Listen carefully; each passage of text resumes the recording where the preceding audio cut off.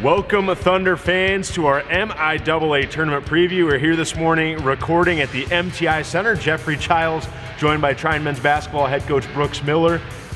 We're getting there, Coach. It's postseason time, and first off, congratulations on getting to the tournament. 12-13 on the year, 8-6 in the conference, and now you're in the top four. You're in the MIAA tournament. What was it like for you to see things change with this group? I know going into the year you weren't sure about what this group would give you, but now you're here, you're in the postseason. What are your thoughts on this group? Well, this team has worked very hard. They've been very focused on coming together as a group, and as we mentioned earlier in the year off camera, as a staff, we have not, this is the first time in our 7 years here where we have not been concerned at all about our opponent. The only thing we've been focused on is what we can do within the group to get these guys to understand what we feel is important. And we give them so much credit for being able to battle through a conference season, especially with the amount of parity that was in the conference and some of the things we've had to overcome. We've had lots of distractions, welcome distractions, entering a new building, things like that. But I'm just really proud of the resolve of these young men and to give themselves an opportunity to compete for a championship. A lot of coaches, a lot of individuals always talk about, okay, what are our goals for the year? We don't really mention goals. Especially with this group, what we've talked about is just each and every day coming out, having a really tough competitive practice and getting better at one or two things that we think really kind of helps build an identity. Because as a staff, we had no idea what the identity of this team was going to be. We know what it's been in the past, and we know what has been really successful with us, and we were trying to get these young men to understand that and work towards it. And I think that over time we've been able to develop that with some really good leadership, to be able to look into some of these guys' eyes in the locker room or in the film room back in November and December, and the look they gave you back as compared to the look they give you now is really remarkable, and it's really rewarding as a staff. We're playing some pretty good basketball. We've been on the short end of a couple of scores, obviously, but those weren't games I felt that we lost. They were almost games I felt like we just ran out of time. If we just would have had one more possession. And we've won a couple of games here late, at Albion in particular, at Elma on the road, where we had to get stops to win. We had to get the stop to win the game. And that's really the mentality that we've been trying to really identify with this group and what we want to become. And through the leadership of Miles Copeland, who's been here a couple years, and then we have some pretty talented young men, and Pete Smith coming over, and then Maurice Hunter just being a dominant force for us in the paint, developing into that. It's been exciting to watch. So we're really fortunate to have this opportunity to be in the MIAA tournament. It's our seventh straight as a staff, but it's the first with this team, and it's the only one that matters because it's the one that we're in right now. And I think that along the way, we've learned some things, and we're excited to have an opportunity to compete for a championship, because in the end, that's what the goal is. So regardless of anything you talk about along the way, you want to have a chance to compete for a championship. And we've created this opportunity to be a part of a second season to have that chance to compete for a championship on Friday night at Olivet. You made light to me that things have grown and changed with this team, and certain things have developed as far as individual skills with these players. This is not a senior-laden team. No seniors at all for Trine this year on this team, but you have guys, I think, that I saw broadcasting the games that they sort of developed into their roles. We knew that Pete Smith could be a catch and release shooter. Miles Copeland in the paint, you said dominant force as a scorer. And then Marcus, who came on halfway through the year, became sort of one of your de facto rebounders. So when you look at all those things, what do you think, where have those roles developed the most to allow you to get to this point? Well, I think when we added Marcus back in December, he added he had a significant impact on our culture. He's a proven winner. He hadn't played basketball in 3 years, but he knows how to win, and he knows how to play.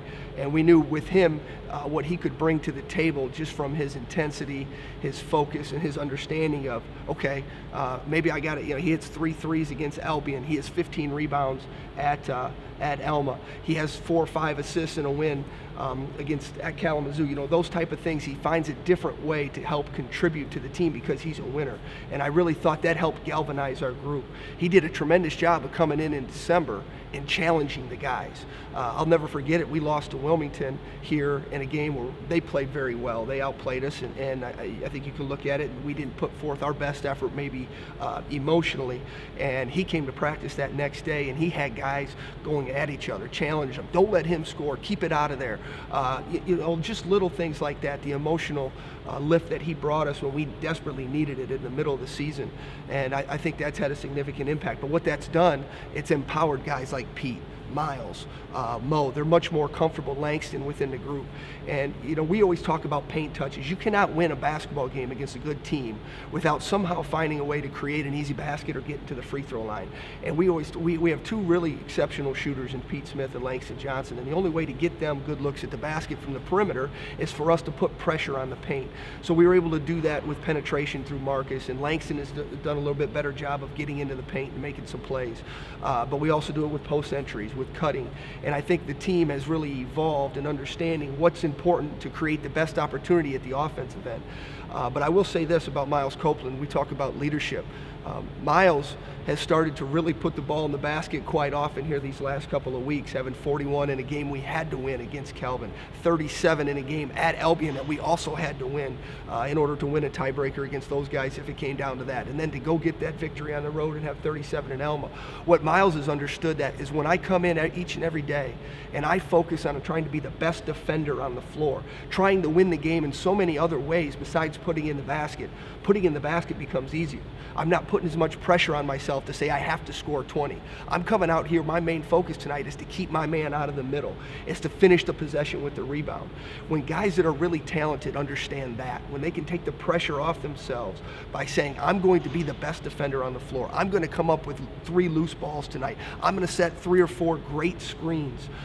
Then scoring kind of takes care of itself, because when you have a team style of play like we have with a motion offense and a team style of play defensively with all the rotations and things like that, keeping guys out of the middle, when you focus on the little stuff, the big stuff all takes care of itself. And I've been really, really proud of Miles' development at the defensive end of the floor. And we're very happy, obviously, with the offensive output. But in my mind, that comes from a lot of different people. Pete and Langston stretching the floor, giving him more space. Maurice being underneath it or out there, also being a threat to the paint that they can't help off of him or he gets every rebound. So those type of things offensively are team-oriented. But what I am so impressed with Miles and really the entire group is understanding that if we are going to win anything important, if we were going to compete for a championship, we had to do it at the defensive end. And our numbers are a little skewed because we've played 4 overtime games when it comes to scoring. But if you look at our defensive field goal percentage, it's the best we've had since we've been here. And that's something we're pretty proud of. When do you think that light went on for Miles? It happens for everybody in a different way. And it happened to Jared Holmquist after we came back from a loss at North Park his junior year. He went from being a guy that could help you defensively to being a dominant defender. And then we went from being an average team 3 years ago or 4 years ago now to a really good contending team nationally. We were nationally ranked his senior year because he just decided I'm going to become a great defender. Oh, and by the way, he ended up averaging 20 points a game along the way. His PPG went up at least 7 or 8 points after that. So we've had a lot of guys do that, and I think it really just comes down to the individual. You got to make those choices. As adults, there's other things, if you take yourself outside of basketball, that we all work on and we all want to improve at. In the end, it just comes down to making the choice. I'm going to spend more time with my family. I'm going to be more committed in this area of my life to be better at that. It's not any different in basketball, and that's what's so great about the game of basketball, especially at the Division III level here at Trine, is we use basketball as a tool. And I remind these guys every day, and I know they probably think it's cliche and they hear it, but it's the truth. We are using this game to really find out more about ourselves. And when we can identify with ourselves of what our strengths are, what our weaknesses are, and together we can own them, and we can identify, and we can accomplish almost anything together. And I think that's what's really special about being a part of a program like this in a conference like this. You're playing, at Olivet Friday night. Olivet won the regular season championship. You split the regular season series with them. Players have tasted victory on that floor before. They've won it on the road earlier this year. They know how to get it done in that building. And in that game, Mo Hunter, Miles Copeland combined. They both had double-doubles in that game. Very dominant for you in that first meeting with Olivet. How was the offense able to be so effective and so lethal against Olivet that first time out? Well, I think it was a situation where we moved the ball well, but again, defensively we were really good. I thought we really did a nice job in the paint in the first half of finishing. They only got one shot each and every time down the floor. They saw our chest. We didn't give them any angles defensively, which when you hold a team like that with the great players they have, and Tracy Edmond may be the best point guard I've seen in this conference or in Division III since I've been here, and Jalen Adams with his athleticism, and I think the guy that really doesn't get enough credit with that group is a great player, and if he was on any other team in the league would be a first-team all-conference player, is Eldridge Mason, who really helped stretch the floor with those guys. We were able to really do a good job not giving them angles and staying square to the basketball. We talk all the time, keep your chest on the ball. Keep your chest on the ball. If I'm coming to help, keep your chest on the ball. If I'm guarding the ball, keep your chest on the ball. And we did a really good job of that in the first half. We built a 28-point cushion, and some shots obviously fell. We got into really good rhythm. And there's something about defensively when you're stopping people that gives you a little bit extra juice. There's an ego thing to that. There's something to that that helps you take that next step. And I thought we were able to do that in the first half. And then in the second half, we didn't do it as well. But those talented guys, they were making plays too. A lot of it had to do with them. You had to give them credit. And they pressed us, and our press breaker, I think we just weren't as prepared for their athleticism. They did a nice job getting themselves back in the game, but we made enough plays to win it. And I was really proud of that win. I think we turned it over 27 times, and to go on the road, turn it over 27 times against a team that wins a conference and come out of there with a win was remarkable. So I was proud of that effort, but that effort's in the past. We got to learn from that. We got to learn from the loss that we took from them here, and also some of the other games that we've played, and figure out, okay, what we got to do to continue to get better and compete at our highest level on Friday night. One of our themes today, you mentioned it repeatedly today in our discussion, is defense and how the defense has changed.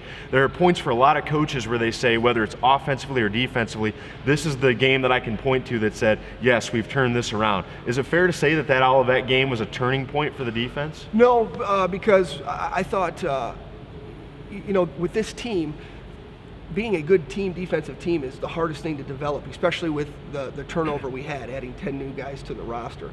And it's just been a little bit each and every day. Coach Williams for us has been incredible at just, everybody wants the quick fix. Okay, what do we got to do to become a great defensive team today? And there's nothing you can do in one day to become a good defensive team. And we're not a great defensive team yet. We're a good one, but we're not a great one. And I think it's just each and every day we got a little bit better at this. We got a little bit better at that. We got a little more consistent in keeping people out of the middle. We got a little bit better at going and making contact, when the shot went up and coming up with the rebound. So there's things that we did each and every day that have kind of led to the product we have right now defensively. And without having any seniors, there's still things at this time of year that we can continue to do to improve, not just to give ourselves a chance to win a championship this weekend, but to build on into next year. So it's been really unique trying to structure practice because we've done it differently with this team coming down the stretch here, because there's still little things that we're still trying to work on. This team is going to be a work in progress here for at least the next 13 months. So we're excited about that, and I don't think there was any one moment. I just think there's some decisions each and every day that these individuals, these players make that say, you know what, I'm going to do better at this today. And as a staff, all you try to do is put them in those situations and emphasize the things you feel are important. But it's the players.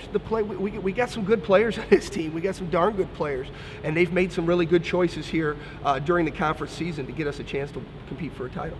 We're sitting down today with Trine men's basketball head coach Brooks Miller, talking about the Thunder's semifinal game in the MIAA tournament. Friday night, 7:30, they will take on Olivet. Touching back on the Olivet game one more time, Coach, that was a game of runs, really. You led by 20 points at one point, then you went on another 9-1 run. Olivet had a 13-0 run. What adjustments do you think need to be made to sort of have the players play within themselves more and guard against some of those runs in this game where you're going to be on their floor again? Well, we're a significantly different team right now than we were back in the beginning of January. So, and I would think they are too. I think Olivet does an incredible job. They have a really talented core group of young men, but they also compete their butts off. I think a lot of people would have said, after they won the game at Hope last Wednesday night, they would have went into Calvin with maybe not as great an effort just from a letdown standpoint. And when you saw the score before you thought maybe that might have happened. I went back and watched the video. Those guys played their butts off at Calvin on Saturday. They knew they were competing for a championship. They got a great coaching staff. Those guys understood what was at stake. Calvin hit 14 threes, and they got big bodies. So, as far as what we can do Friday night is we can have a great practice today. We can understand that we can get a little bit better at the defensive end of the floor. We can be a little bit more alert to the fact that we have to make contact when the ball goes up. We can get a little better in that area. We could pop the ball around the perimeter a little bit. We just got to continue to stay geared into what we can do.